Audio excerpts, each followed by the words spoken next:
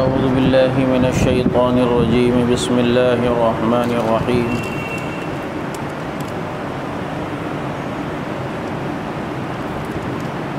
وقال الملك ائتوني به استخلصه لنفسي فلما كلمه قال إنك اليوم لدينا مكين أمين قال اجعلني على خزائن الأرض إني حفيظ عليم صدق اللہ العظیم۔ حضرت یوسف علیہ السلام کے واقعات کے ذیل میں نے آپ حضرات کے سامنے حضرت یوسف علیہ السلام کے واقعے میں کچھ جو نقطے تھے اس کو بھی بیان کیا تھا، اور ہم یہاں تک پہنچے تھے کہ حضرت یوسف علیہ السلام کو جیل میں ڈال دیا گیا، اور پھر اس کے بعد حضرت یوسف علیہ السلام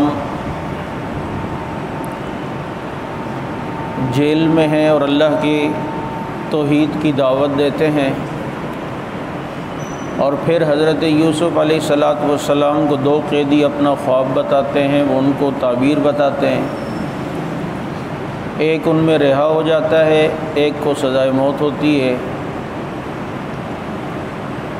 اور جو رہا ہوتا ہے وہ اس وقت کے بادشاہ کا ساقی بنتا ہے، اسے شراب پلانے والا بنتا ہے۔ پھر اتفاق سے بادشاہ خواب دیکھتا ہے اور وہ اس کی تعبیر لوگوں سے پوچھتا ہے، اور تعبیر لوگ بتا نہیں پاتے، تو یہ رہا ہونے والے قیدی کو یاد آتا ہے کہ جیل میں یوسف نے مجھے تعبیر بتائی تھی، تو وہ صحیح نکلی، وہی تعبیر بتائے گا۔ چنانچہ یوسف علیہ السلام کے پاس آتا ہے، بادشاہ کو کہتا ہے کہ جیل میں ایک آدمی ہے، میں اس سے تعبیر پوچھ کے آ جاؤں، کہا جاؤ پوچھو، پوچھ کے آئی۔ تو حضرت یوسف علیہ السلام نے تعبیر بتائی، بادشاہ نے جو خواب دیکھا تھا کہ کچھ 7 بڑی گائے ہیں موٹی اور 7 کمزور، اور یہ کمزور گائیں موٹی گائے کو کھا رہی ہیں، گندم کے 7 خوشے ہیں اور 7 تر و تازہ خوشے ہیں۔ اس کی یوسف علیہ السلام نے تعبیر بتائی کہ 7 سال فراوانی ہوگی، خوب بارشیں ہوں گی، خوب گندم اگے گی، غلہ اگے گا، اور 7 سال قحط کے آئیں گے۔ تو جب یہ بادشاہ کو تعبیر بتائی گئی تو بادشاہ نے کہا کہ ان کو لے کر آؤ، اتنا قیمتی آدمی جیل میں ہے۔ تو یوسف علیہ السلام نے فرمایا پہلے وہ عورتوں نے جو ہاتھ کاٹے وہ قصہ حل کرو۔ پھر زلیخا اور اس کی جو اور سہیلیاں تھیں بلایا گیا، یوسف علیہ السلام کی پاک دامنی کا اعتراف زلیخا نے کیا، اور حضرت یوسف علیہ السلام رہا ہوئے۔ اب یہاں سے ہمارا آج کا سلسلہ شروع ہوگا۔ حضرت یوسف علیہ السلام جب رہا ہو کر بادشاہ کے دربار میں آئے تو سلام کیا اور دعا کی۔ ایک سلام عربی میں کیا، دعا عبرانی زبان میں دی، چونکہ بادشاہ وہ خود کئی زبانوں پر مہارت رکھتا تھا، تو حضرت یوسف علیہ السلام کو بھی کئی زبانیں آتی تھیں، لیکن یہ 2 زبانیں بادشاہ کو نہیں آتی تھی، عربی اور عبرانی۔ تو اسے جھٹکا لگا، اور یہ ان کو بتانے کا مقصد بھی یہی تھا کہ اسے پتہ چلے کہ میرے اندر الحمدللہ اللہ نے اتنی صلاحیت رکھی ہے۔ اس نے کہا یہ تم نے کون سی زبان میں بات کی؟ تو کہا میں نے عربی میں اور عبرانی میں۔ تو کہا یہ 2 زبانیں بھی آپ جانتے ہو؟ کہا میں یہ بھی جانتا ہوں۔ تو حضرت یوسف علیہ السلام سے وہ اتنا متاثر ہوا، یہ کہتے ہیں کہ 1 سال اس نے حضرت یوسف علیہ السلام کو اپنے محل میں رکھا، مزید جانچنے اور پرکھنے کے لیے، ابھی عہدہ نہیں دیا۔ حضرت یوسف علیہ السلام کو پھر اس نے اپنا خاص آدمی بنایا اور کہا کہ بھائی اب میں آپ کو ذمہ داری دیتا ہوں۔ تو حضرت یوسف علیہ السلام نے فرمایا قال اجعلنی علی خزائن الارض، مجھے وزیر خزانہ بنا دیں۔ خود عہدے کی حضرت یوسف علیہ السلام نے فرمائش کی۔ اب یہاں پر یہ سوال آتا ہے کہ کیا خود عہدہ طلب کرنا یہ ٹھیک ہے؟ آپ جانتے ہیں کہ آپ صلی اللہ علیہ وسلم نے ہمیشہ جب بھی اگر کسی نے خود عہدہ طلب کیا تو اسے وہ عہدہ نہیں دیا، اور ایک روایت میں کہ جب کوئی عہدہ طلب کرتا ہے تو پھر اس کی وہ برکت نہیں رہتی، بغیر طلب کے حاصل ہو تو پھر اللہ کی مدد اور تائید بھی رہتی ہے۔ لیکن اس آیت سے جو پتہ چلتا ہے، علماء نے جو مسائل نکالے ان میں ایک مسئلہ یہ بھی ہے کہ جب ایک انسان دیکھے کہ ہر طرف کرپٹ قسم کے لوگ ہیں، غیر مسلم ہیں، یا ایسے لوگ ہیں جو عوام کے مال کو ضائع کر دیں گے، اور یہ سمجھتا ہے کہ اللہ تعالیٰ نے ان کی بنسبت مجھے خدا خوفی زیادہ دی ہے، اور میں انشاءاللہ العزیز اس معاملے کو ایمانداری کے ساتھ پائے تکمیل تک پہنچاؤں گا، تو پھر ایسے شخص کو عہدہ طلب کرنا جائز ہے اور ٹھیک ہے۔ بعض دفعہ جماعتوں میں بھی ایسا ہوتا ہے، دینی جماعتیں، اور آدمی سمجھتا ہے کہ یار فلاں لوگ یہ کرپٹ ہیں، غلط ہیں، ان کے اعمال ٹھیک نہیں ہیں، اور یہ غلط رخ پہ جماعت کو لے کے جا رہے ہیں۔ ایسے موقع پر اگر کوئی شخص اسے سنوارنے کے لیے آتا ہے اور یہ کوشش کرتا ہے کہ وہ ذمہ داری مجھے مل جائے تاکہ جماعت کی ساکھ باقی رہے اور کام صحیح ہو، تو ایسی حالت کے اندر پھر عہدہ لیا جا سکتا ہے۔ اب دوسری بات یہاں پر یہ آتی ہے کہ وہ بادشاہ تو ابھی تک کافر تھا، مسلمان وہ بعد میں ہوا، تو کیا کسی کافر بادشاہ کا عہدہ کسی مسلمان کے لیے لینا جائز ہے؟ تو یہ بات یاد رکھیں، اس میں بھی شرط کچھ شرائط ہیں، ان میں سے کچھ شرائط یہ ہیں کہ اگر یہ بات اس بادشاہ سے پہلے طے ہو کہ یہ عہدہ تو مجھے مل رہا ہے، لیکن میں اس عہدے کو لیتے ہوئے کوئی غیر شرعی کام نہیں کروں گا۔ آپ مجھے اگر غیر شرعی کام کا آرڈر کریں گے، میری دسترس اور میرے اختیار کے اندر جو چیز ہوں گی، تو میں غیر شرعی کام نہیں کروں گا، اللہ کی نافرمانی والا کام نہیں کروں گا، اور کفر کی ترویج نہیں کروں گا۔ تو اگر یہ شرائط پائی جائیں تو پھر غیر مسلم کا عہدہ لیا جا سکتا ہے۔ لیکن اگر یہ ڈر ہو کہ میں ایک کافر بادشاہ کی آئی جی بن رہا ہوں یا وزیر بن رہا ہوں، وہ مجھ سے بندے بھی قتل کروا سکتا ہے، مجھ سے زبردستی لوگوں سے تاوان بھی لے سکتا ہے، زبردستی لوگوں کے مال بھی لٹوا سکتا ہے، تو اب ایسے آدمی کا عہدہ لینا جو ہے وہ جائز نہیں ہے اور ٹھیک نہیں ہے۔ اس لیے پھر اس وقت انسان کو جو ہے وہ بچنا چاہیے۔ چنانچہ حضرت یوسف علیہ السلام کو یہ عہدہ ملا۔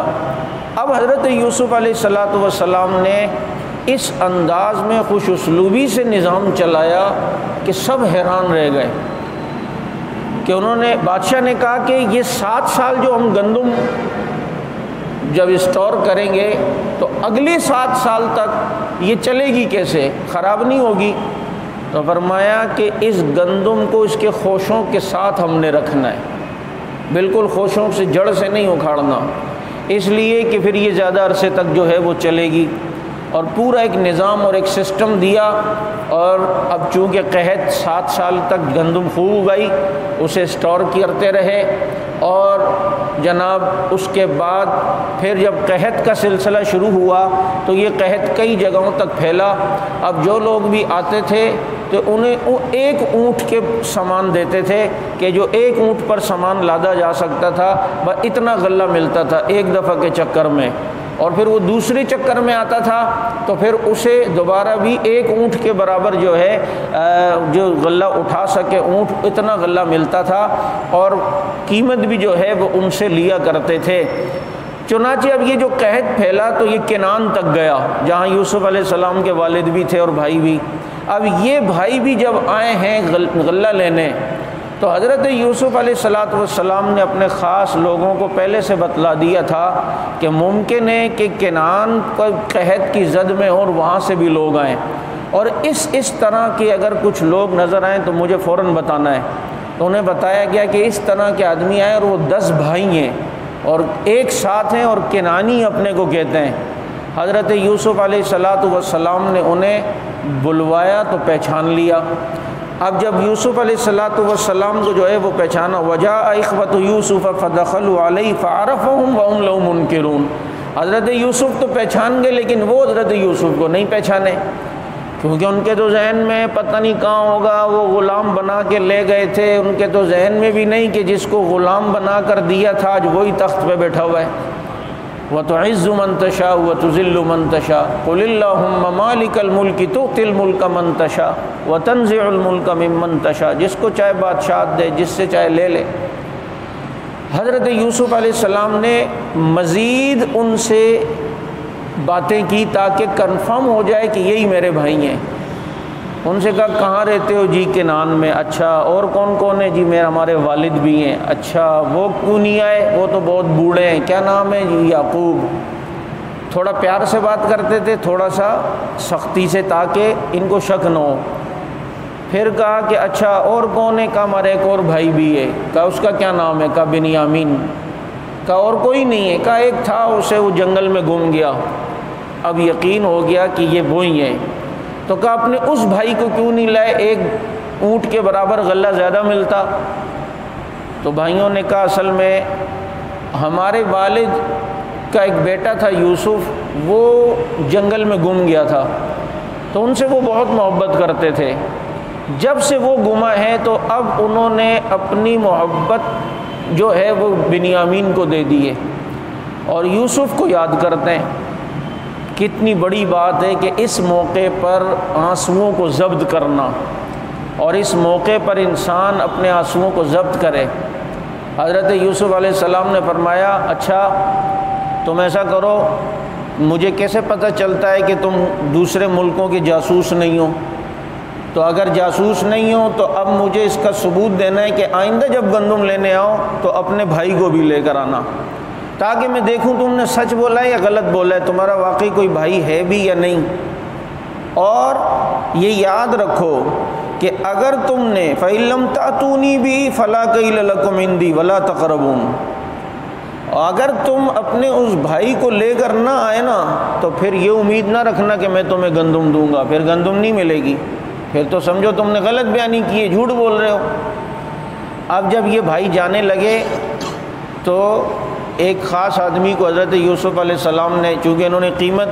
تو کہا کہ جو قیمت دے نا تو خاموشی سے ان کے سامان میں رکھ دینا انہی کو، کیونکہ حضرت یوسف علیہ السلام کے بھائی ہیں،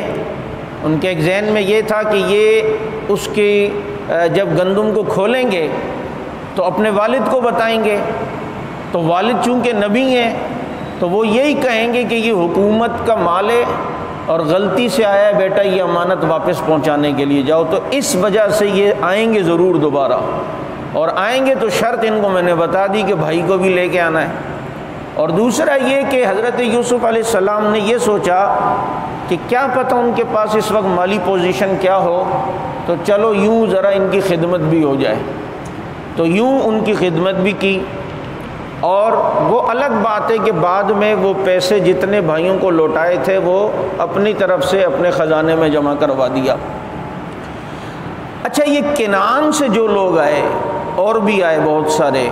یا اس کے علاوہ بھی جو گندم لینے اور علاقوں سے آتے رہے، حضرت یوسف علیہ السلام نے کیا ان کو گندم دے کر ان کی گندم میں پیسے رکھے تو کسی کی گندم میں؟ بتائیں آپ، کسی اور کے گندم میں پیسے رکھے ان کے بورے میں؟ انہی کے لیے دیے۔ اور پھر الگ بات یہ ہے، عجیب بات کہ انہیں خصوصی محل میں بلایا ہے، خاص جگہ دی ہے، ان کو کھانا کھلوایا ہے، ان کے ساتھ بڑے اکرام کا معاملہ کیا ہے۔ اور جب دوبارہ یہ بھائی کو لائے تھے نا تو دو دو بھائیوں کو الگ الگ کمرے میں رکھا ہے کہ بنیامین اکیلے رہ گئے تو پھر انہیں الگ کمرے میں رکھ کے وہاں جا کر ان سے ملاقات کر کے ساری باتیں بتائی ہیں آگے جو آئے گا۔ یہ کنعان کے اور کسی بھی فرد کے ساتھ اتنا پروٹوکول اور اتنی رسپیکٹ نہیں کی گئی اور اتنا تعاون نہیں کیا گیا۔ اب اسے کوئی بیوقوف اقربا پروری کہے کہ جی یہ تو بس اپنوں کو ہے اور اپنے کی اور یوں ہیں اور وہ ہیں، یار یہ کیا دوسروں کے ساتھ؟ تو بھائی یہ اقربا پروری نہیں ہے، کچھ رشتہ داروں کے حقوق بھی ہوتے ہیں، اوروں کی بنسبت بعض دفعہ رشتہ داروں کا حق زیادہ ہوتا ہے، اسے صلہ رحمی کہتے ہیں۔ خود آپ صلی اللہ علیہ وسلم نے کئی معاملے میں اپنے رشتہ داروں کے ساتھ حسن سلوک کیا ہے، تو اب رشتہ داروں کے ساتھ حسن سلوک کرنا یہ اقربا پروری تو نہیں ہے، یہ تو صلہ رحمی ہے۔ تو جو لوگ حضرت عثمان رضی اللہ تعالیٰ عنہ پر اقربا پروری کا الزام لگاتے ہیں کہ فلاں رشتہ دار کو 1 لاکھ درہم دے دیے، فلاں کو جناب 50,000 دے دیے، تو یار اپنوں کو دے دیے، اور اقربا بھائی دولت مند انسان تھے، اپنے رشتہ داروں کو 10 لاکھ دیں، تجھے کیوں تکلیف ہو رہی ہے؟ بھائی میرا ایک رشتہ دار ہے، میرا مال ہے، میں اپنی خوشی سے اپنے رشتہ دار کو 10 لاکھ دیتا ہوں، آپ کو میں 1,000 دیتا ہوں، میں کیا گناہ گار ہوں؟ میں مجرم ہوں؟ ہاں میں مجرم تب ہوں کہ جب ایسا مال آئے جو سب کا مشترکہ ہو، عوامی مال ہو، حکومت کی طرف سے فنڈ تقسیم کے لیے میرے پاس آیا اور کہا جی آپ نے تقسیم کرنا ہے، اس وقت میں 10 بوریاں اپنے رشتہ داروں کو دے دوں، 2 آپ کو دوں، تو اب غلط ہے کہ بھائی یہ تو حکومت کا مال تھا، آپ کا ذاتی تھوڑی تھا۔ تو حضرت عثمان رضی اللہ تعالیٰ عنہ تو جب خلیفہ بنے تو اس وقت سے سخی نہیں ہیں، بلکہ حضرت عثمان تو اس سے پہلے سے سخی ہیں۔ 1,000 غلے کے لدائے اونٹ دے رہے ہیں، تبوک میں کتنا بڑا اعلان کیا اور رسول اللہ صلی اللہ علیہ وسلم کی جھولی اشرفیوں سے بھر دی، اور پھر انہیں اقربا پروری کا تانا، وہ اپنی جیب سے دے رہے ہیں، کون سا حکومتی مال سے وہ دے رہے ہیں کہ جناب فلاں کو انہوں نے اتنا دے دیا، فلاں کو انہوں نے دیا، تو کسی کو تکلیف کیوں ہے؟ یہ اقربا پروری نہیں ہوتی، اسے صلہ رحمی کہا جاتا ہے۔ تو انسان کو ذرا عقل سے کام لینا چاہیے۔ اچھا، اعتراض وہ قوم کر رہی ہے جس قوم نے نعوذ باللہ اللہ کے نبی کی سیرت کو اس طرح اقربا پروری کے ساتھ بیان کیا ہے کہ آپ اگر ان کی کتابیں یا تقریریں سنیں تو کیا ہوتا ہے، ساری فضیلتیں حضرت فاطمہ کی، حضرت علی کی، حضرت حسن کی، حضرت حسین کی، تو اب جناب جو غار میں اکیلا رہا، جس نے اپنا سب کچھ دیا، اس کی کوئی فضیلت نہیں، اس کی کوئی فضیلت نہیں ہے۔ جس کے اسلام کے لیے نبی دعائیں کرتے تھے اللہ اسلام کی ترقی کے لیے عمر دے، اس کی کوئی فضیلت نہیں، اس کی کہاں پر، وہ تو مسلمان ہی نہیں ہے نعوذ باللہ۔ جس کو 2 بیٹیاں نبی دیں، جو نبی کو اتنا کچھ دے، اس کی کوئی فضیلت نہیں، وہ تو خائن تھا نعوذ باللہ۔ تو اقربا پروری، یار یہ جس نے خالد بن ولید نے جو اتنے علاقے فتح کیے ہیں، پورے کیسر و کسرا کو ہلا کے رکھ دیا، اس کی کوئی فضیلت نہیں، اس کی کہاں سے فضیلت ہے؟ یہ تو نعوذ باللہ وہ جو ہے وہ یوں کرتے تھے اور نعوذ باللہ زنا کیا کرتے تھے، اور یہاں تک الزام۔ اب مجھے بتاؤ یہ قوم کس منہ سے حضرت عثمان پر اقربا پروری کا الزام لگاتی ہے کہ تم نے جو نبی کی سیرت کا نقشہ پیش کیا ہے، کوئی غیر مسلم اگر وہ سیرت پڑھے تو اس کے ذہن میں سوال آئے گا یا نہیں کہ یار یہ نبی تو فضیلتیں صرف اپنے گھر والوں کو ہی بانٹ رہے ہیں، صرف اپنے گھر والوں کو ہی دے رہے ہیں، وہ جو مارے کھا رہے تھے ان کی کوئی فضیلت نہیں ہے، ان کے تو کوئی بات نہیں بیان کی، جو فضیلت ہے بیٹی کی ہے یا داماد کی ہے یا نواز کی ہے۔ لیکن جب یہی غیر مسلم اگر مسلمانوں کی کتابیں پڑھے گا اور نبی کی سیرت، تو اسے پتہ چلے گا کہ اگر فضیلت اپنی بیٹی کی بیان کی ہے تو رسول اللہ صلی اللہ علیہ وسلم نے فضیلت حبشے کی کالے بلال کی بھی بیان کی ہے۔ جو نبی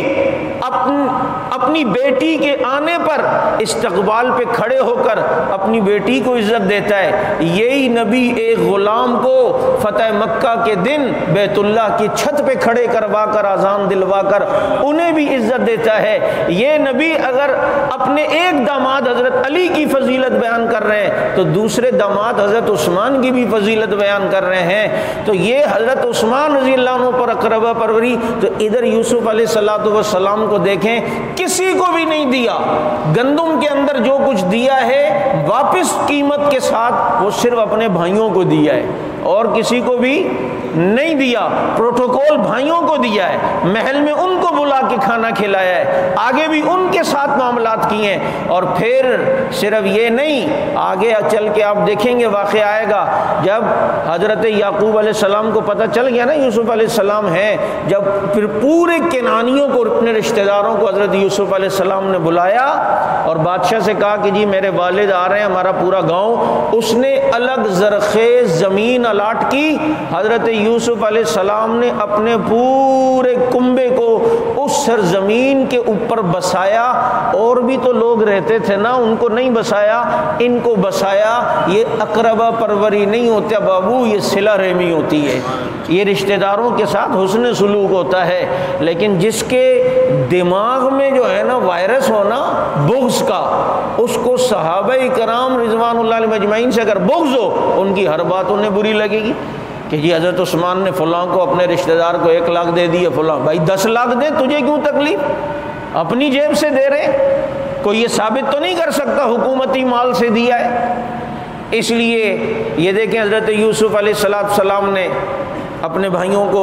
مال میں قیمت رکھ دی۔ اب جب یہ گئے اور پہنچے اور جب اپنے سامان کو کھولا تو اندر جو ہے دیکھا یہ پیسے اس کے اندر ہیں، جو قیمت تھی اس کے اندر۔ اپنے والد صاحب کو جا کے کہا، قالوا یا ابانا، اچھا پہلے یہ کہا کہ ابا جان بات یہ ہے کہ ہمیں مصر کے اس نے عزیز مصر نے یہ کہا ہے کہ اس وقت تک گندم نہیں دوں گا کہ بھائی کو جب تک نہیں لاؤ گے۔ تو حضرت یعقوب علیہ السلام کو ایک جھٹکا تو لگا، یہ دوبارہ کوئی سازش نہ کر رہے ہوں، پہلے بھی یوسف کے متعلق فرمایا قال هل آمنکم علی کما امنتکم علی اخی من قبل، کیا میں ایسے تم پر بھروسہ کروں جیسے بنیامین کے بھائی کے متعلق بھروسہ کیا تھا؟ ایسا نہیں ہو سکتا۔ انہوں نے کہا اگر آپ نہیں بھیجیں گے تو گندم ہی نہیں دے گا، آپ قافلے والوں سے بھی پوچھ لیں، اس نے شرط یہ لگائی ہے۔ اور جب گندم کو کھولا اندر سے پیسے بھی نکل آئے، فرمایا یا ابانا ما نبغی، ابا جان اور کیا چاہیے، پیسے بھی مل گئے، گندم بھی مل گئی۔ اب آپ نے جانا ہے اگلے سفر میں، ہم نے اگر جانا ہے تو بنیامین کو بھیجنا پڑے گا۔ چنانچہ اب واپسی دوبارہ سفر، گندم ختم ہونے والی تھی، واپس جب حضرت یعقوب علیہ السلام نے بنیامین کو ساتھ بھیجا، اب جو 11 بھائی ہو گئے نا، تو حضرت یعقوب علیہ السلام نے انہیں کچھ وصیت کی پہلے اور نصیحت کی، اور وہ یوں تھی، فرمایا کہ بیٹا جب تم وہاں پہنچو نا تو پھر ایک دروازے سے جو ہے وہ داخل نہیں ہونا۔ اب جب وہاں جاؤ تو وقال یا بنی لا تدخلوا من باب واحد وادخلوا من ابواب متفرقہ، کہ الگ الگ دروازے سے جانا ہے۔ ایک تو یہ کہ ہو پکڑے نہ جاؤ، ایک تدبیر یہ بھی تھی کہ پتہ نہیں بادشاہ کے ذہن میں کیا ہے، اس نے سامان میں قیمت بھی بھیج دی ہے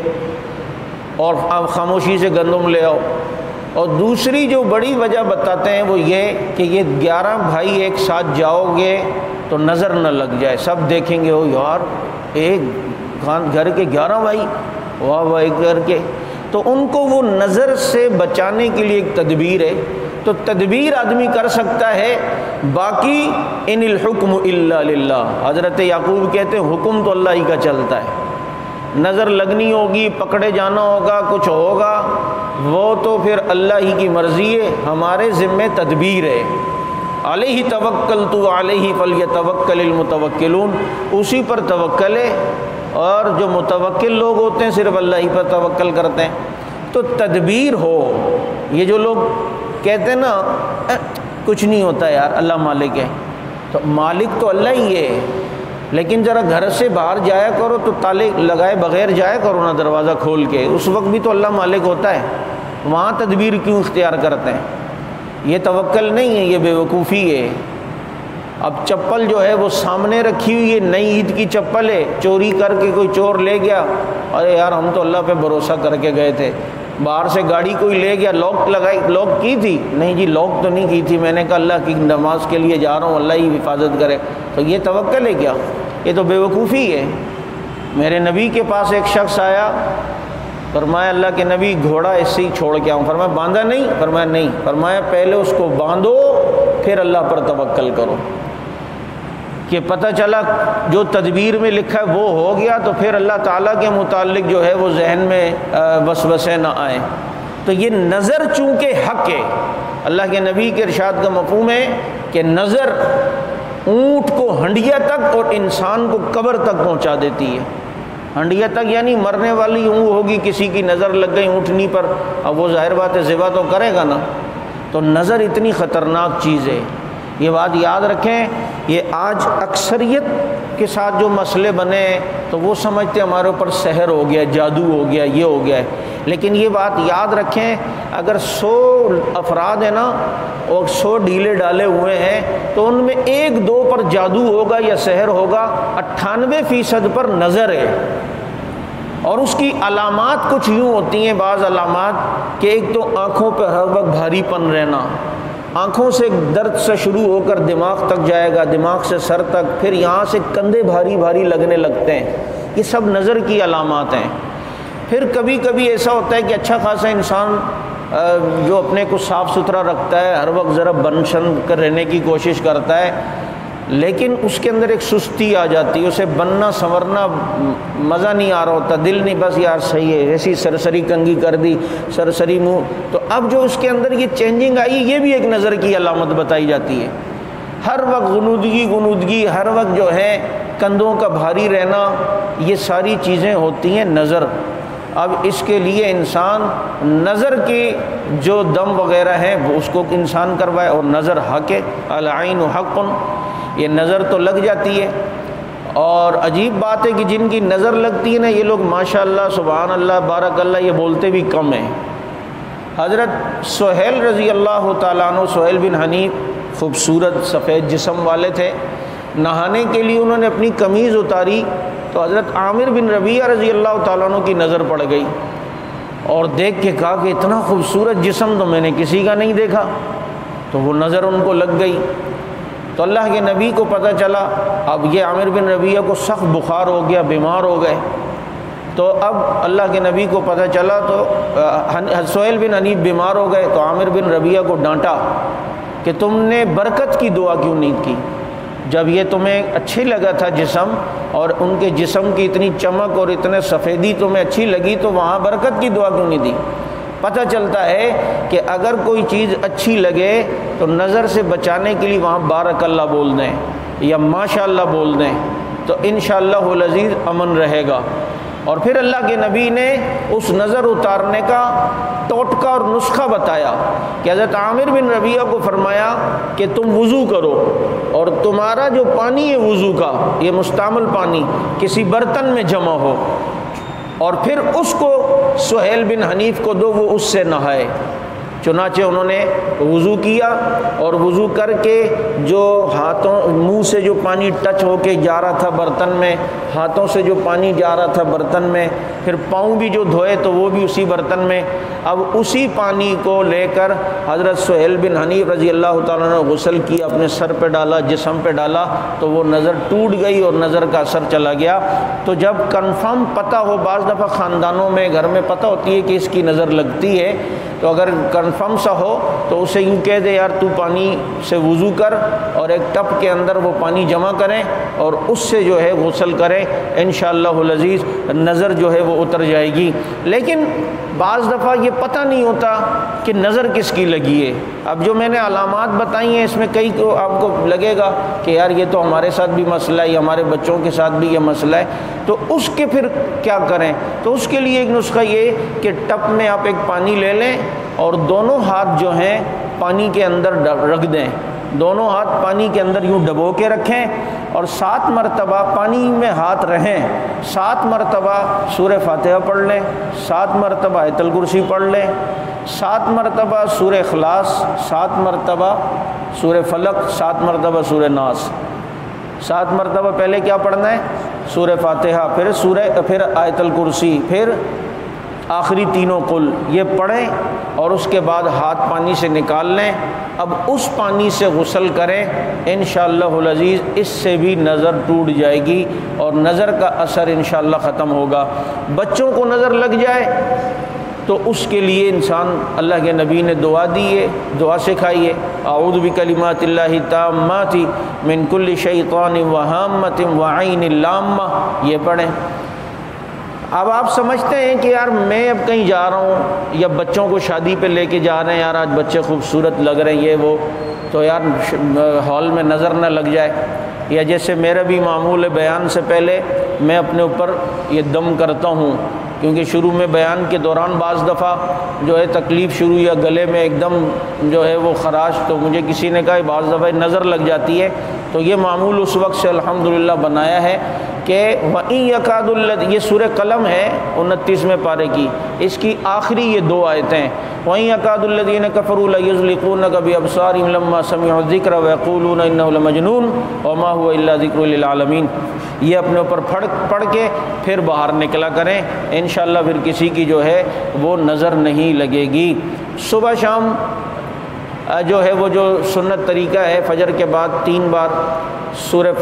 اخلاص، سورہ فلق، سورہ ناس پڑھ کے اپنے پہ دم کیا کریں، رات کو سوتے ہوئے بھی 3 بار تینوں قل 3 دفعہ پڑھ کے اپنے ہاتھوں پہ پھونک کے 3 مرتبہ جو ہے وہ ہاتھ جسم پہ پھیر لیا کریں، انشاءاللہ العزیز اس سے بھی جو ہے وہ حفاظت رہے گی۔ تو یہ نظر جو ہے اتارنے کے یہ مختصر سے طریقے ہیں،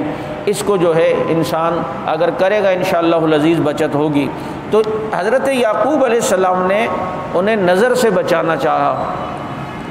اب جناب یہ چلے ہیں، بچ کے کوشش تو کر رہے تھے کہ ہم نکل جائیں گے اور خاموشی سے گندم لے کے، لیکن ادھر یوسف علیہ السلام نے اپنے جاسوس چھوڑے ہوئے تھے کہ دیکھنا یہ آئیں تو لانا ضرور ہے۔ چنانچہ اطلاع کسی نے دے دی کہ وہ 11 بھائی آ گئے، حضرت یوسف علیہ السلام نے بلایا اور کمرے 2 بھائیوں کا ایک کمرہ رکھا، اب 2 بھائی ایک کمرے میں اب حضرت بنیامین تو اکیلے تھے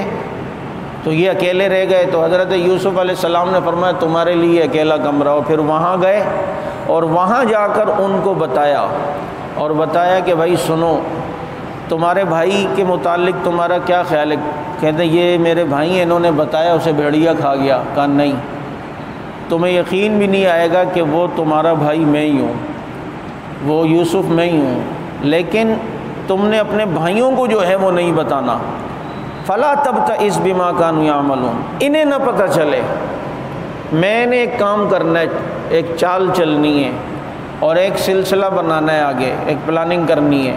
اب یہ بات یاد رکھیں، یہ جو سارے معاملات ہو رہے ہیں نا، یہ بذریعہ وحی ہو رہے ہیں، کیونکہ ذہن میں ایک سوال تو آتا ہے نا ہر ایک کے جب یہ واقعہ سنتا ہے آدمی کہ یار یوسف علیہ السلام نے اس 40 سال میں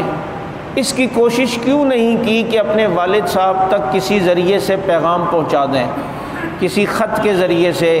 یا کوئی جانے والا ہو، یا کم از کم اب تو عزیز مصر بن گئے تھے تو اب تو کسی کو بھیج دیتے کہ بھائی بتاؤ میرے والد کو میں ہوں اور یہاں ہوں، تاکہ والد کی پریشانی اور ٹینشن تو ختم ہو۔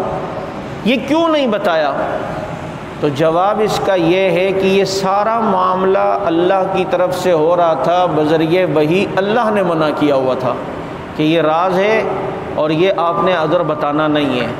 ابھی ایک سلسلہ ہے جس کو پورا کرنا ہے۔ کہتے ہیں حضرت یعقوب علیہ السلام ایک دن نماز پڑھ رہے تھے نا، یوسف علیہ السلام چھوٹے تھے، تو تھوڑے انہیں نماز میں نیند میں خراٹے آئے یوسف علیہ السلام کو، تو حضرت یعقوب کی نظر حضرت یوسف پہ پڑ گئی، تھوڑی دیر دھیان وہاں چلا گیا، پر اتنی سی بات تھی کہ اللہ تعالیٰ نے پھر 40 سال جدا رکھا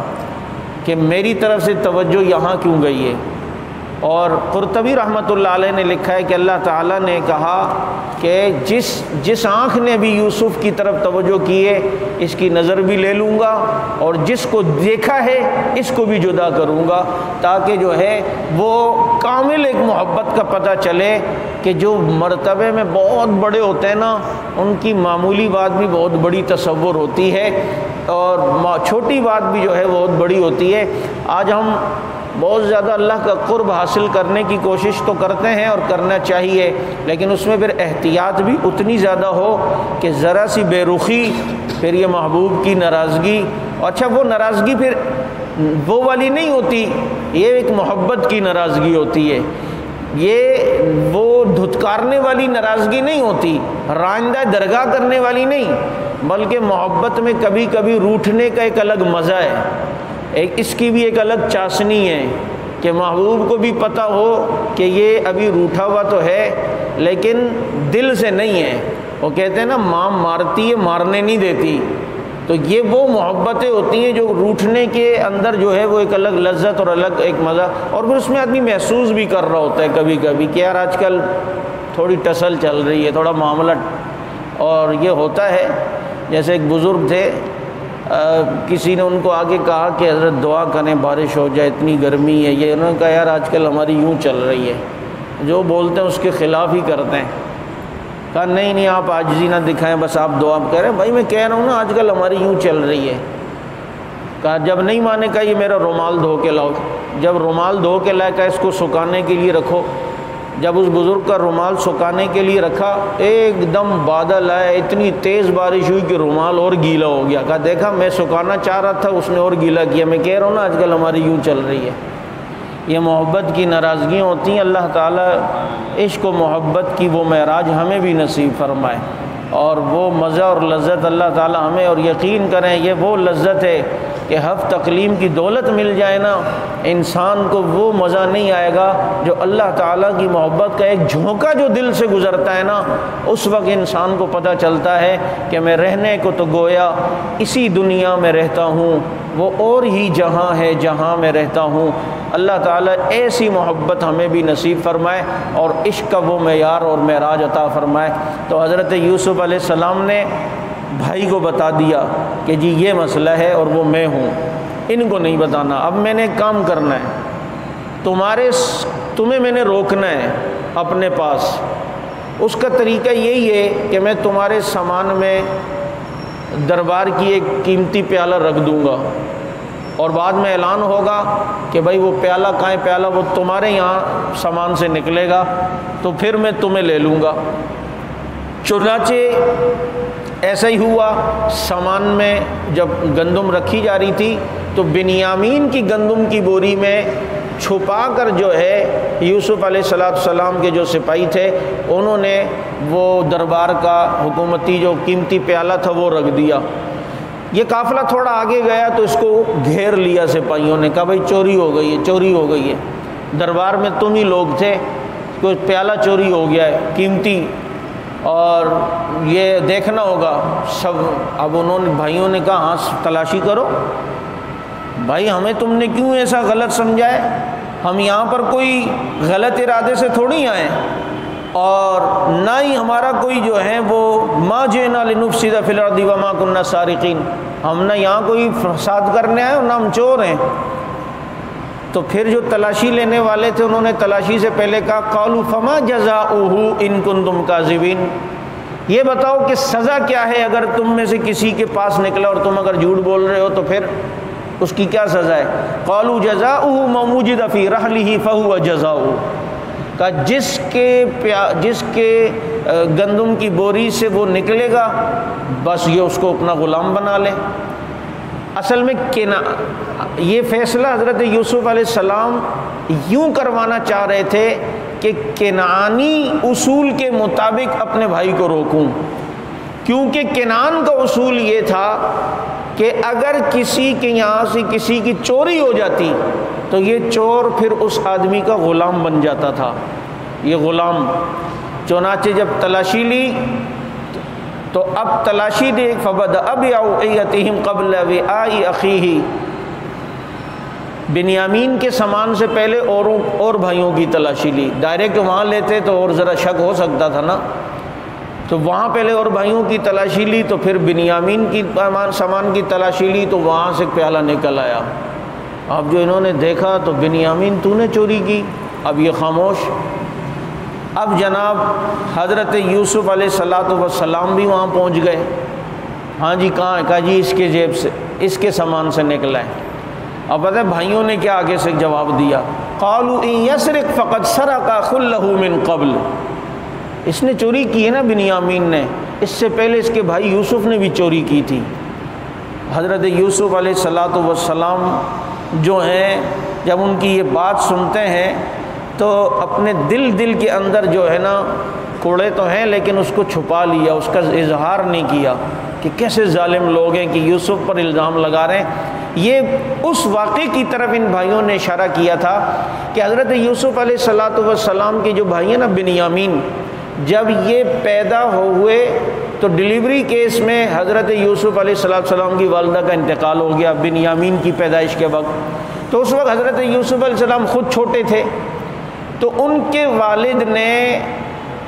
یوسف علیہ السلام اپنی بہن کو دے دیے کہ جب یہ تھوڑے بولنے لگیں گے بڑے ہوں گے میں لے لوں گا، اب ان کی والدہ نہیں ہے، تم ہی دودھ پلاؤ، تم ہی ان کو سنبھالو۔ اب چونکہ یوسف علیہ السلام اتنے خوبصورت تھے کہ پھوپھی کے دل میں بھی محبت آئی۔ اب جب یوسف علیہ السلام تھوڑا چلنے لگے بولنے لگے، حضرت یعقوب علیہ السلام نے کہا میرا بیٹا مجھے واپس کرو، وہ دل نہ چاہے کہ واپس کیسے کروں، تو اب ہیلا یہ کیا انہوں نے حضرت یوسف علیہ السلام کی پھوپھی نے کہ حضرت اسحاق علیہ السلام کی طرف سے ایک کمر بند آ رہا تھا پٹکا ٹائپ کا، چنانچہ وہ ان کے پاس تھا، تو حضرت یوسف علیہ السلام کو یوں کپڑے کی بیلٹ جو بندھی ہوئی تھی تو اس کے اندر وہ پٹکا جو ہے انہوں نے رکھ دیا، اور اس کے بعد حضرت یعقوب کو حضرت یوسف دے دیے۔ اب جب وہ گھر پہ پہنچے تو پیچھے پھوپھی بھی آ گئی یوسف علیہ السلام کی، اپنے بھائی یعقوب علیہ السلام کو کہنے لگے میرا پٹکا چوری ہو گیا۔ چنانچہ تلاشی جو لی تو یوسف علیہ السلام کے کمر بند سے نکلا، تو کہا ہاں تمہارے اس بیٹے نے چوری کی ہے نا، اب چنانچہ کنانی اصول کے مطابق یہ میرا غلام ہوگا، اب یہ میرے پاس ہی رہے گا۔ حضرت یعقوب علیہ السلام سمجھ تو گئے، کہا یہ بہن تیری کوئی چال ہے، یہ چھوٹے سے بچے کو کیا پتہ چوری کیا ہوتی ہے کیا نہیں ہوتی۔ کہا بس نہیں، اب اصول یہی ہے، اب سب گاؤں والوں کے سامنے ہو رہا تھی یہ بات، تو اصول بھی نہیں توڑ سکتے تھے، تو کہا چلو لے جاؤ۔ تو جب تک حضرت یوسف علیہ السلام کی پھوپھی زندہ رہیں تو حضرت یوسف علیہ السلام انہی کے پاس رہے، پھر جب ان کا انتقال ہوا پھوپھی کا، پھر یوسف علیہ السلام کو لیا۔ تو اسی واقعے کی طرف ان بھائیوں نے اشارہ کیا کہ اگر اس نے چوری کی ہے تو اس سے پہلے اس کے بھائی نے بھی چوری کی تھی۔ چنانچہ اب یہ ان میں جو بڑا تھا نا بھائی، تو وہ اپنے اور بھائیوں کو کہنے لگا سنو بھائی، ہم نے تو اپنے والد سے وعدہ کیا تھا کہ بھائی کو لے کر آئیں گے بنیامین کو، اب میری ہمت نہیں ہے میں اپنے والد کے چہرے آنکھوں میں آنکھیں ملا سکوں، تم لوگ جاؤ، میں تو یہیں رہوں گا جب تک بنیامین کو ان سے لینے کی تدبیریں نہ کروں۔ اب یہ قافلہ گیا ہے اور جا کر جو ہے حضرت یوسف علیہ السلام کے والد کو یعقوب علیہ السلام کو کہا کہ ابا فقولوا یا ابانا ان ابنک سرق، آپ کے بیٹے نے چوری کی ہے۔ دیکھو کیسے عجیب لوگ تھے، جب تک مطلب تھا نا تو کہتے تھے ہمارے بھائی کو ہمارے ساتھ کر دیں، اخانا ہمارے بھائی کو ہمارے ساتھ۔ اب جہاں معاملہ چوری کا ہے نا تو وہاں یہ نہیں کہا ہمارے بھائی نے چوری کی ہے، ان ابنک سرق، ابا جان آپ کے بیٹے نے چوری کی ہے۔ اچھا جب لے جا رہے تھے تو تمہارا بھائی تھا، اب وہ میرا بیٹا ہو گیا۔ یہ بھی ایک الفاظ بھی تو بڑے عجیب ہوتے ہیں نا، اپنے اندر بڑی طاقت رکھتے ہیں اور بڑے وزن رکھتے ہیں۔ اور کہا کہ آپ اگر ہم پر یقین نہیں کرتے وصل القریہ، یہ گاؤں والوں سے پوچھ لیں، ہم نے کوئی تدبیر نہیں بنائی، آپ سمجھ رہے ہوں گے ہم نے کوئی تدبیر بنائی، ان سے پوچھ لیں چوری کی یا نہیں۔ گاؤں والوں نے بھی کہا کہ جی معاملہ تو ایسا ہی تھا، وہ قیمتی جو ہے وہ پیالہ نکلا تو بنیامین کے اس سے سامان سے، چنانچہ حضرت یعقوب علیہ السلام نے اس موقع پر بھی یہی فرمایا فصبر جمیل، صبر جمیل ہی کروں گا۔ جب یوسف علیہ السلام گئے تو اس موقع پر بھی یہی فرمایا تھا فصبر جمیل، اور اب بھی حضرت یوسف علیہ یعقوب علیہ السلام یہی کہتے ہیں، اور پھر اپنی اس پریشانی کو اللہ کے سامنے جو ہے وہ رکھتے ہیں، انما اشکو بثی وحزنی الی اللہ، میں اپنا مدعا اللہ ہی کے سامنے جو ہے وہ رکھتا ہوں۔ اب حضرت یعقوب علیہ السلام نے بچوں کو کہا جاؤ ڈھونڈو، میرا دل کہتا ہے یوسف بھی زندہ ہے،